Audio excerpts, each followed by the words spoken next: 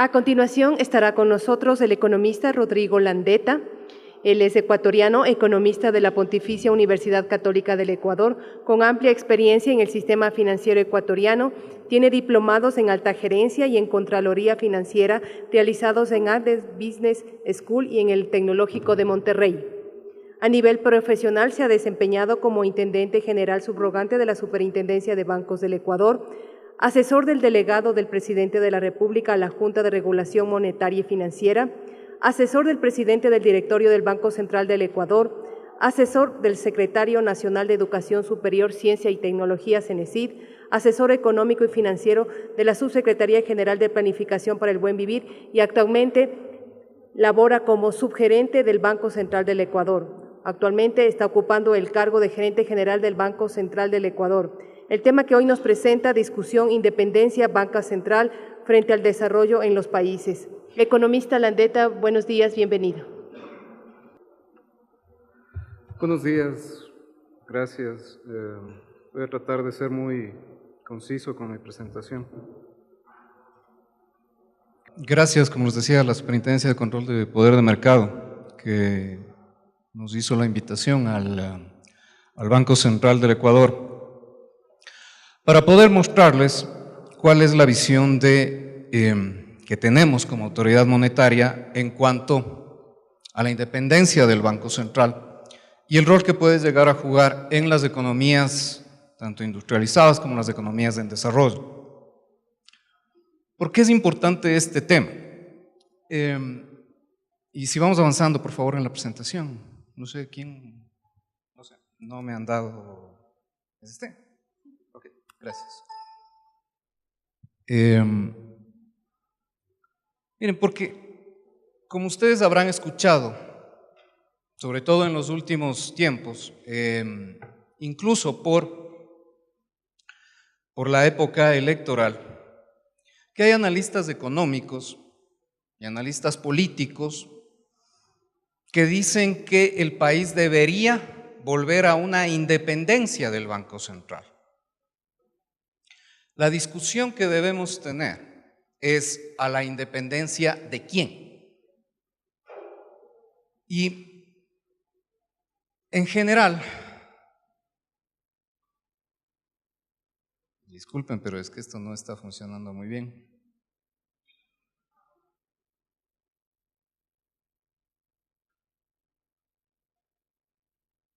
Les pido disculpas por esto.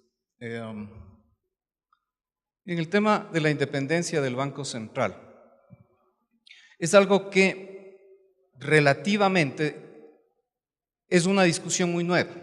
A partir del año de 1970, con épocas de alta inflación en ciertos países y en ciertas economías, se empiezan a hacer análisis de que la autoridad monetaria, donde se tiene únicamente la facultad de emitir dinero y con una atribución de prestamista de última instancia, no puede ser absolutamente nada más que quien regula esa emisión y de esa manera controla los niveles inflacionarios de un país. Sin embargo, estos análisis con el tiempo degeneran en una visión muy ortodoxa y bastante simplista, con que mientras más independiente es un banco central, empieza a haber un mejor nivel de crecimiento, un mejor nivel de desarrollo y un control eficiente de la inflación. Y precisamente es lo que en este momento voy a tratar de al menos presentar y generar una discusión de por qué precisamente en el mundo, así como en el país, la independencia del Banco Central no es cierta y sobre todo en una economía en dolarización, la independencia del Banco Central termina siendo absolutamente irrelevante.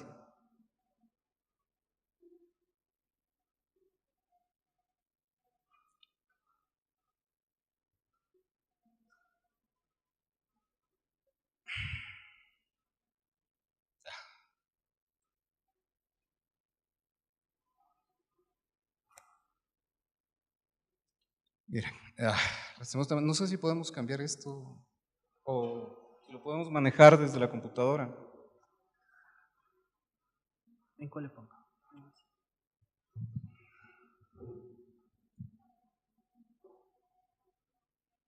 Ricardo, ayúdame con esto.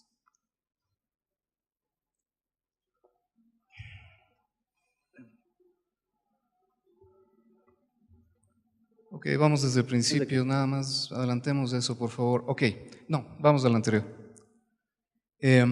Miren, como les decía, en realidad los bancos centrales nacen bajo un aspecto de siempre financiar a los gobiernos. Así es como nace la banca central. No es como nos quieren hacer creer muchas veces que los bancos centrales han nacido independientes. En el siglo XVII, cuando aparecen los primeros bancos centrales, en Inglaterra, en Suecia, básicamente estos bancos centrales nacen con la característica de poder financiar las guerras de cada uno de sus países. ¿Por qué? Porque hasta esa fecha, los reinos, los reyes, la única forma que tenían para poder financiar este tipo de emprendimientos, que era en su momento un modelo de desarrollo para sus países, lo tenían que hacer a través de entes privados, quien podía dotarles de suministros, de armas, pero esa deuda y ese financiamiento era absolutamente disperso en estos países. Así es como nacen los primeros bancos centrales y los más importantes actualmente, bajo precisamente un modelo de financiar al Estado su modelo de desarrollo que en ese momento era importante. Sigamos. Miren, sin embargo, precisamente, aun cuando los bancos centrales empiezan a mantener una capacidad de emitir uno a uno en cuanto a sus reservas y poder entrar ya incluso al patrón oro, esto se vuelve muy antojadizo cuando hay necesidades en que los países deben tener una flexibilidad y una coordinación entre el agente fiscal y el agente monetario. Entonces, miren, por ejemplo, en las economías donde los bancos centrales son actualmente los más desarrollados, este fue un poco el esquema en que se movió el tipo de cambio y se suspendió la convertibilidad, el tipo de cambio del patrón oro, precisamente como vemos por las guerras napoleónicas, en la revolución en Francia, Alemania y Austria, en la guerra civil americana, en la guerra franco-prusiana, en la Primera Guerra Mundial, los bancos centrales abandonaron el patrón oro. ¿Por qué? Porque les era absolutamente indispensable hacerlo, porque no hubiesen podido generar ese financiamiento para el Estado y poder mantener precisamente este modelo que, como les digo, en su momento era muy validero. Es decir, la guerra en este momento era un modelo de preservación y conservación de esa sociedad. Así que el tema de en qué momento el Banco Central tiene que moverse a un modelo de coordinación entre el agente fiscal y el agente monetario es precisamente en la coyuntura de cada país y en el momento en que para ese país un modelo de desarrollo se vuelve fundamental para poder seguir avanzando. Vamos. ¿En cómo nace el Banco Central en el Ecuador? Precisamente en 1927 nace el Banco Central como una figura anónima, pero no nace como un ente independiente. Nace con los accionistas de los bancos privados que en ese momento habían en el país. El Banco del Ecuador, el Banco Comercial y Agrícola, y el Banco Central termina siendo solamente un agente pagador de estos bancos privados. Acerca de la autonomía del Banco Central. Esto aparece en la primera Constitución de 1967, la palabra en que se decía que se garantiza una autonomía del Banco Central. Sin embargo, no se menciona la autonomía, si era técnica, si era administrativa, o si la independencia era no solamente del agente fiscal, sino también del agente privado. Pero así es como nace el Banco Central, y en 1998, precisamente ya se establece aquí sí un modelo en el que la autonomía del Banco Central se consagra en una ley donde se dice que el Banco Central no puede financiar al agente fiscal ni en mercados primarios ni en mercados secundarios. Ahora, revisemos a esta fecha cómo era la consolidación del Banco Central en cuanto a su estructura. En los años de 1998, en los años 90, cuando más libre se puede creer que había en el país un Banco Central, el presidente de la Junta Monetaria, que era el ente que gobernaba el Banco Central, era un connotado banquero. Un banquero que hasta ahora tiene un banco. Y en los vocales del Banco Central también había banqueros. Entonces, ¿de qué clase de libertad o de qué clase de independencia del Banco Central hablamos? Y cuando ahora nos dicen volvamos a un modelo de independencia del Banco Central, perfecto, del agente fiscal, pero también tratemos de que sea un modelo independiente del agente privado. Porque, miren, y esto es muy importante, nosotros veíamos precisamente que en este mismo Congreso, antes, ahora Asamblea, estuvo en ese momento el presidente del directorio del Banco Central en una comparecencia ante el Congreso y decía que él no entiende por qué existen voces que reclaman que un presidente de banco privado no puede ser también presidente de Junta Monetaria, cuando sus decisiones que toma en su banco privado no tienen nada que ver con las acciones que tomaba en la Junta Monetaria. Miren, lamentablemente en el Banco Central se toman decisiones monetarias que afectan al sistema financiero o políticas monetarias financieras que afectan al sistema financiero. No me digan que un presidente de Junta Monetaria iba a tomar una decisión o una política que afecte a su banco o a un grupo de bancos. Vamos. Miren, como les decía, la visión ortodoxa que se quería implementar y se implementó en algunos países es la de que el Banco Central debe ser independiente para preservar el nivel inflacionario de los países. ¿Por qué? Porque se dice, el agente fiscal siempre va a poner por delante las decisiones de corto plazo, incluso por política, antes que las decisiones de largo plazo, que son el manejo inflacionario, control de precios, crecimiento, empleo. Pero, lamentablemente, este equilibrio a largo plazo nunca se llega a establecer. En economía, precisamente, los modelos de largo plazo son los que nunca se alcanzan. Y aunque en la teoría más ortodoxa los libros digan que hay que llegar a ese equilibrio macroeconómico, eso nunca se llega porque las decisiones coyunturales que debe tomar un país en su política monetaria, así como su política fiscal, son las que dependemos en este momento todos los que estamos aquí. Es decir, si en este momento el agente fiscal determinaría que en 20 años no debe haber una inflación alta, entonces nos deberíamos olvidar de esta coyuntura que estamos en este momento viviendo.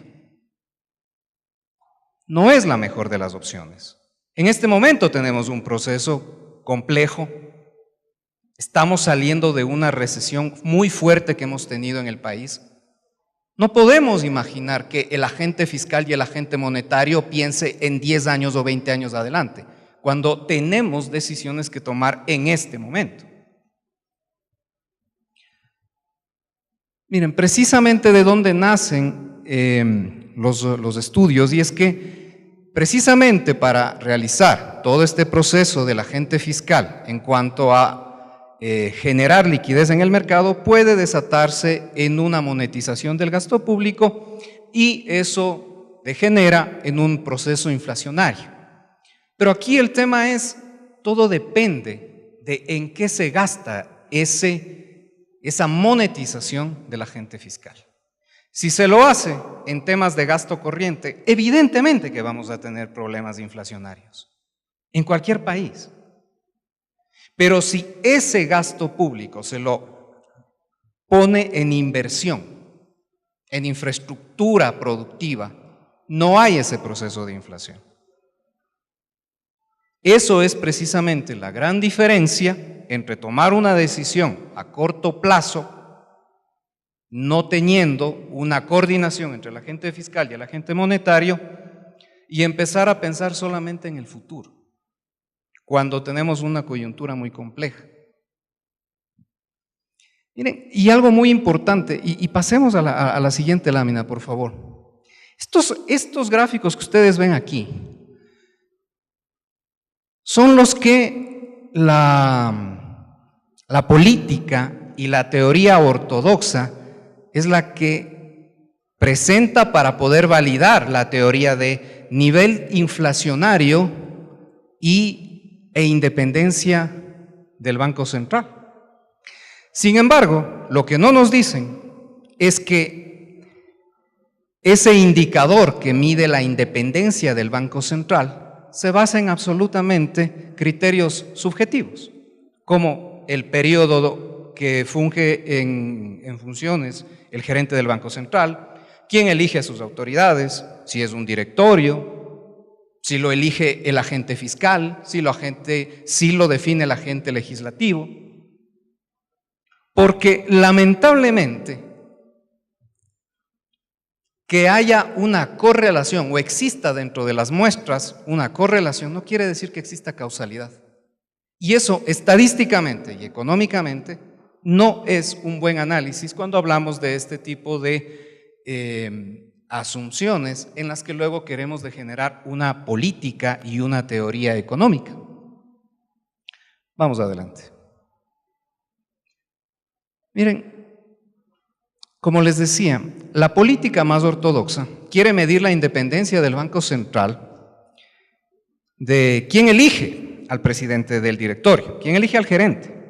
Y generalmente siempre lo va a hacer el agente fiscal o el agente legislativo, porque son los únicos que pueden designar autoridades, ya que estos agentes son los que democráticamente han sido elegidos en el país. No hay otra manera de hacerlo. Entonces, precisamente, cuando a un directorio de un banco central o a un directorio de lo que antes era la Junta Monetaria, los elige el agente fiscal o los elige el legislativo, también hay al menos una dependencia de quién puso a esas personas en esos cargos. Es inevitable, esto no podemos evitarlo. No habría manera de poner en la palestra a funcionarios que no sean elegidos por alguien que democráticamente fueron electos. Sin embargo, aquí precisamente es quién pone a estas autoridades y qué lazos tienen precisamente con el sector privado. Porque como les digo, aquí mucho se ha discutido de la independencia del Banco Central, pero del agente fiscal. Nada se habla de la independencia de los agentes privados. Miren, y en el Ecuador tenemos un caso muy paradigmático, como les decía, en los años 90, en el que la Junta Monetaria era presidida por banqueros, con vocales banqueros, y que lo que originaron con estas personas en el agente monetario fue un proceso de absoluta desregulación del sistema financiero, que terminó con la quiebra de 18 bancos en el país entre 1998 y 1999. No hay una correlación ahí. O sea, cuando queremos discutir estos temas ahora, ¿por qué no discutimos esto? Para quienes nos proponen ahora que volvamos al modelo independiente del Banco Central, ok, hablemos del modelo independiente de los años 90, que nos llevó a un proceso de quebrarle al sistema financiero, porque lo que hicieron fue efectivamente privatizar sus utilidades, pero socializar las pérdidas, porque fuimos todos nosotros los que estamos aquí, los que pagamos esa deuda de los bancos quebrados. Eso no lo hizo el gobierno, eso se lo hizo con el dinero de todos los ciudadanos.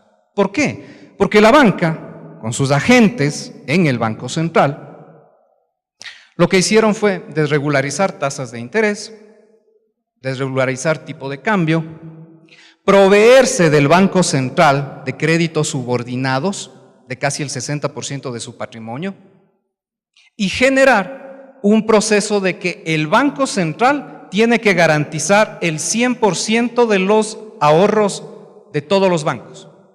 Lo único que lograron con eso fue generar riesgo moral, y fue que quienes estaban en ese momento como administradores de la banca privada se lo tomen tan a la ligera su trabajo que no importaba si le quebraban a un banco, porque era el Estado quien pagaba. Entonces, insisto, cuando se habla del tema de la independencia, cuando quieren volver a incidir en este modelo, discutamos la independencia de los años 90, que es la época en que más mencionan que el Banco Central del Ecuador era independiente. Mire, independientemente del tema, de cómo tratemos al Banco Central, operativamente es imposible que no haya un proceso de coordinación entre el agente fiscal y el agente monetario. Porque el agente fiscal, la única forma de transmitir la liquidez al mercado o generar operaciones del Ministerio de Finanzas, papeles, tiene que hacerlo a través del Banco Central. Es imposible que no se lo haga. Por eso precisamente debe haber un principio de coordinación. Y este modelo no es el que en este momento se presenta solamente en el país.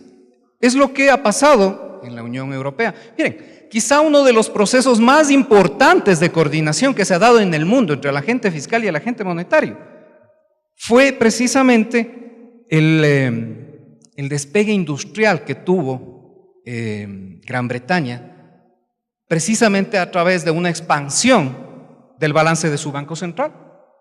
Ese es el mejor de los ejemplos, porque cuando existe una necesidad social y una necesidad de país, es importante que el agente monetario pueda actuar en coordinación con el agente fiscal. Miren, precisamente en Inglaterra, también con el pasar de los años, fue a través del Banco Central que se fortaleció su propio sistema financiero. ¿Y por qué? Porque en ese momento, en los Estados Unidos, ya Nueva York se había constituido como precisamente el frente más importante en cuanto al área financiera en el mundo. Lo que hizo Inglaterra fue a través de su Banco Central apalancar operaciones de la banca privada para fortalecer a ese sistema y no volverse dependiente de la economía norteamericana. Ahí tenemos otro ejemplo de coordinación. Vamos. Miren, espero que lo puedan ver. Este gráfico es muy importante porque nos muestra básicamente cómo se han apalancado y cómo ha crecido los balances de los bancos centrales a partir de 2007 a enero del 2015. Y como ustedes pueden ver, en el año 2008-2009, en que precisamente aparece la crisis en los Estados Unidos, lo que hacen los bancos centrales al ser una crisis mundial, lo que hicieron fue aumentar casi en un 400% sus balances. ¿Por qué? Porque tuvieron que recurrir no solamente a una política fiscal, sino también a una política monetaria. Pero también hay un caso muy importante. A raíz del 2012, la Reserva Federal, el Banco de Inglaterra, el Banco del Japón, incrementan sus balances, pero el Banco Central Europeo no lo hace. Y decrece más bien su política monetaria, su balance, a través de reducciones de la liquidez. El problema de esto es que terminaron quebrando países en Europa. Cuando no se toman decisiones monetarias acertadas a tiempo, lo que se genera es que no importa la política fiscal que se aplique, sin el apalancamiento de la monetaria, una política fracasa. Miren, ahora discutamos algo de nuestra coyuntura.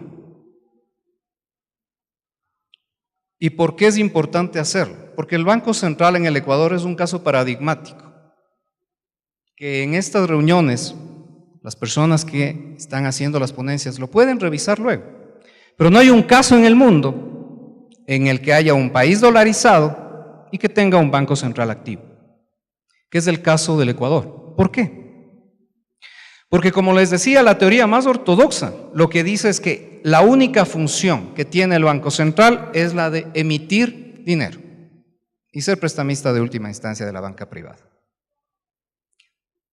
Pero en el caso de la dolarización, en el caso del país, por la estructura de tener una moneda fuerte, nosotros no tenemos el problema de la inflación. Hace años que nuestra inflación prácticamente no se ha movido en más de un dígito. Así que, si en un país dolarizado y en el país aquí, no tenemos esa circunstancia de que el Banco Central tenga que estar empeñado en cuidar una política inflacionaria, ¿por qué entonces no hacemos un ejercicio distinto de más bien apoyar a los temas de desarrollo? Y aquí hay otra discusión, porque la ortodoxia nos dice, bueno, pero es que el Banco Central no tiene instrumentos para eso. El Banco Central cuando no emite, y ustedes habrán escuchado, el Banco Central que no emite debería desaparecer, porque no tiene razón de ser en la economía. Estas personas que hacen estos análisis se olvidan que el Banco Central es precisamente quien tiene el manejo del Sistema Nacional de Pagos, donde todos los bancos y todas las instituciones financieras concentran su liquidación y su compensación de operaciones. Es el Banco Central quien tiene que generar los medios de pago en el país. Eso no se lo puede dejar al agente privado, ni al fiscal, ni al agente privado bancario, porque entonces no habría un proceso de cuidado en cuanto es al crecimiento de la emisión secundaria, que los bancos lo tienen a partir de dar créditos. Entonces el Banco Central tiene otro tipo de herramientas con las que se puede trabajar. Miren, actualmente el Banco Central del Ecuador precisamente actúa como el agente que recircula toda la liquidez en la economía. Toda remesa o todo giro del exterior que viene al país debe pasar por el Banco Central y todo pago al exterior debe hacerse a través del Banco Central. ¿Quién tiene los recursos en el Banco Central? El agente privado y el agente público. Todo lo que se mantiene dentro de la economía en dolarización se mantiene en el Banco Central del Ecuador a través del Sistema Central de Pagos. Lo que hace el Banco Central en este momento, precisamente, es recircular esa liquidez que muchas veces está ociosa. Miren, ustedes habrán igual escuchado que los analistas económicos dicen, bueno, pero es que el Banco Central debería tener más reservas, que el Banco Central ha hecho operaciones con el agente fiscal en vez de tener una reserva fuerte. Ok. Hagamos una reflexión. El Banco Central ha hecho inversiones con el agente fiscal en alrededor de 4.000 millones de dólares. Y actualmente su reserva es de 4.400 millones. Es decir, el agente privado se sentiría muy cómodo con un Banco Central que tenga una reserva internacional de 8.400 millones. Qué bueno, pero nosotros pensamos que ese excedente de liquidez no debería estar en el Banco Central, debería estar en la economía, porque si estamos en un proceso de desaceleración o pasamos el año anterior y el primer trimestre de empezamos a tener un proceso importante de desaceleración en la economía, era importante poder dotar de esa liquidez al mercado. ¿Qué hacíamos con proveedores del Estado que no cobren? Para los economistas entonces sería, no importa que esas personas no cobren, mientras el Banco Central tenga una reserva muy fuerte. ¿Fuerte para qué? Este es el gran principio cuando nosotros hablamos de independencia. Si estuviéramos en un Banco Central, donde también o nuevamente estuviera el agente privado dentro de sus funciones del Banco Central, lo que precisamente querría es tener una gran liquidez para que los bancos privados se sientan cómodos. Y en dolarización, lamentablemente, la reserva lo único que tiene que cubrir son esos depósitos de los bancos privados que tienen el Banco Central. porque nosotros no tenemos que respaldar tipo de cambio. Esa es la gran diferencia. E insisto, cuando nos hablan de que el Banco Central debería tener grandes reservas, ¿para qué? Nosotros pensamos que esos 4.000 millones más bien tuvieron un efecto anticíclico en la economía. Y eso se logró precisamente a través de una coordinación entre el agente fiscal y el agente monetario. Como les decía, ¿cuáles son las herramientas que tiene el Banco Central? Los que nos dicen, en el libro más ortodoxo de la economía nos dice que no lo hay. Por supuesto que lo hay. Nosotros hemos emitido títulos del Banco Central. ¿Para qué lo hicimos? Para pago de impuestos, para poder pagar a proveedores del Estado. Es una figura muy eficiente. Cobraron los proveedores del Estado, todos debemos pagar impuestos, esos proveedores del Estado pagaron al SRI con esos papeles, el SRI devolvió al Ministerio de Finanzas, el Ministerio de Finanzas al final terminó liquidando esa operación que se hizo con el Banco Central del Ecuador. No se ha emitido, por supuesto que no se emitió, pero sí se generó un proceso de recirculación de la liquidez a través de una herramienta muy válida del Banco Central. Se ha hecho las inversiones en el Ministerio de Finanzas, se ha hecho inversión doméstica a través de la banca pública y son procesos que han ayudado precisamente a apalancar y a generar un proceso de mejorar la economía en un momento que estaba muy delicada. Vamos. Miren, para terminar, unas reflexiones finales acerca de qué es lo que deberíamos discutir cada uno de nosotros cuando nos plantean la independencia del Banco Central. En la primera, que el Banco Central históricamente jamás ha sido independiente en ninguna parte. O ha sido dependiente del agente fiscal o ha sido dependiente del actor privado, generalmente del actor privado bancario. No hay caso en el mundo que pueda resistir un análisis distinto. El Banco Central puede articularse a los objetivos del país dependiendo de cuáles son las necesidades a corto plazo, por supuesto, es lo que les acabo de decir. Si el Banco Central no hubiera tomado una política anticíclica en el año anterior y en el primer trimestre de este, seguramente la recesión hubiera sido mucho más fuerte. Lo que hicimos más bien aplicar es esa política anticíclica que ayudó precisamente a salir ya en este momento de una recesión económica. Como les decía, el Banco Central no tiene ya la tarea de la inflación por estructura de la dolarización no cambia en nuestro país, con lo cual nosotros podemos dedicarnos tanto técnica como instrumentalmente a otro tipo de necesidades del país. Vamos.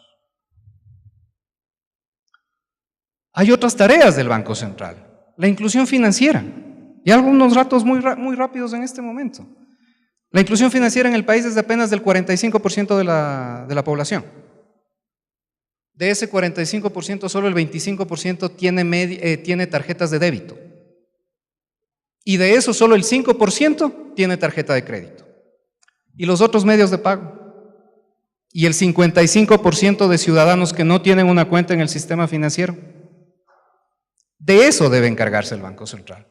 De suministrar medios de pago a toda la población que no se generen en circuitos privados cerrados, costosos, sino que sea de amplio uso para la ciudadanía, a bajos costos, garantizando una interconexión con todo el sistema financiero. Eso es lo que ha hecho el Banco Central aquí. Y también esa también es una de las grandes discusiones. ¿Por qué el Banco Central tiene o ha decidido mantener la plataforma de dinero electrónico que ustedes habrán escuchado? Es por esto.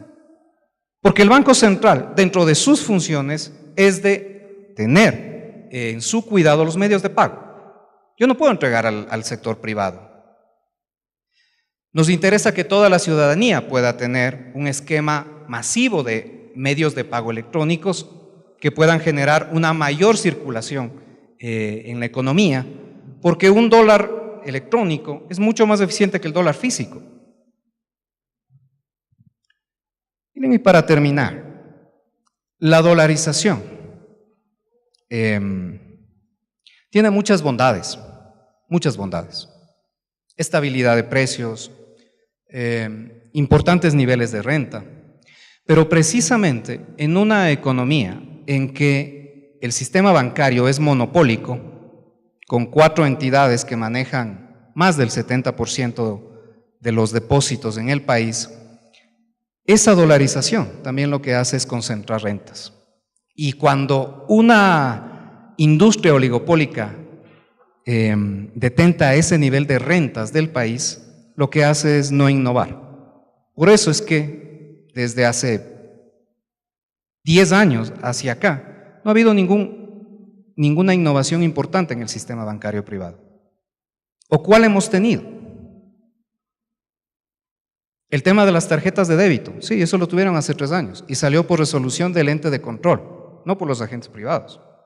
Y aparte de eso, más bien en los últimos meses hemos visto que los agentes privados han empezado a dar muchas facilidades de pago a sus clientes a través de medios de pago móviles, que bueno, ese es el rol del sector financiero privado, pero no debían haber esperado que el Banco Central empiece a ejercer esa función de otorgar medio de pago a toda la ciudadanía para poder hacer esas innovaciones.